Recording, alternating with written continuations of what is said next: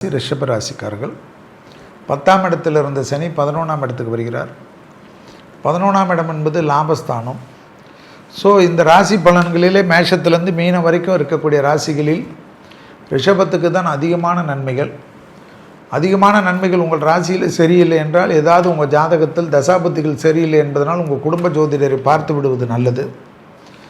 ரிஷபராசிக்காரர்களுக்கு பழைய கடன்கள் பைசலாகக்கூடிய அமைப்பு, மன அழுத்தம் தீரக்கூடிய அமைப்பு, தேக ஆரோக்கியத்தில் 1 நாள் 2 நாள் ஹாஸ்பிட்டலிருந்து முற்றிலுமாக தெம்பாயிட்டு வரக்கூடிய அமைப்பு, திருப்பதி திருமலையில் பெருமாளை தரிசனம் செய்து ஒரு இரவு தங்குவது முக்கியம், மாதத்தில் ஒரு வெள்ளிக்கிழமை சிவன் பார்வதி தரிசனம் செய்வது, வில்வ இலையை கொடுப்பது முக்கியம், கோளர் பதிகத்தை கேட்க கேட்க அற்புதமான காலகட்டம், தாய் வழி உறவு தந்தை வழி உறவுடன் வாக்குவாதங்கள் இல்லாமல் பார்த்து கொள்வது ரிஷபத்திற்கு ரொம்ப ரொம்ப முக்கியம்.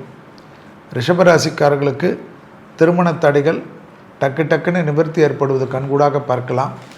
தாய் வழி உறவு தந்தை வழி உறவு மேன்மை அடையலாம்.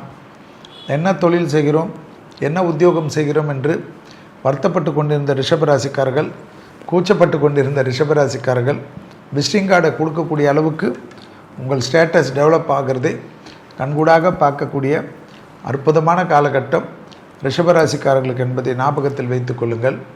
ரிஷபராசிக்காரர்கள் வாகனத்தில் அதிகமான மாற்றங்கள், பதவி உயர்வு அதிகமான மாற்றங்கள், அரசியலில் அதிகமான ஆதிக்கம் பெறக்கூடிய ராசிகளில் ரிஷபம் வரும் என்பதை ஞாபகத்தில் வைத்து கொள்ளுங்கள்.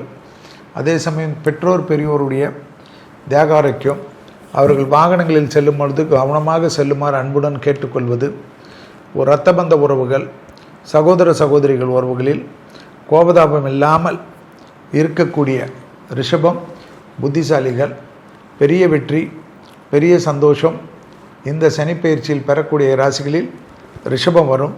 எல்லா விதமான சுபகாரியங்களும் எல்லா விதமான முதலீடுகளும் கிடைக்கக்கூடிய ராசி ரிஷபம்.